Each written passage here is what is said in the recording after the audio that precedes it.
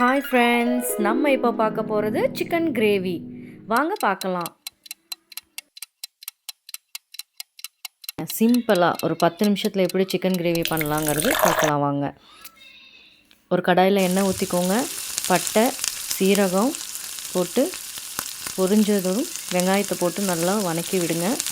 அது எண்ணெய் விட்டு வெளியே வந்ததும் நீங்கள் அப்படியே இஞ்சி பூண்டு பேஸ்ட்டு அதை நல்லா வதக்கி விடுங்க. அப்படியே தக்காளியை போட்டு அதையும் நல்லா வதக்கி விடுங்க.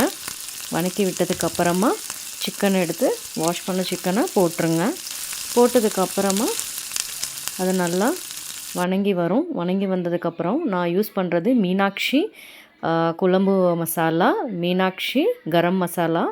இது ரெண்டுமே ஹோம்மேட் ப்ராடக்ட்டுங்க. டேஸ்ட் பண்ணி பாருங்கள். உங்களுக்கு காண்டாக்ட் நம்பர் இதில் டிஸ்கிரிப்ஷனில் ஆட் பண்ணுறேங்க. புதினா கொத்தமல்லி தழை போட்டு இறக்கிடலாங்க. எம்மியான chicken gravy ready. Vegetable soup ஆனியனோட சர்வ் பண்ணிடலாங்க. நீங்களும் ட்ரை பண்ணி பாருங்கள்.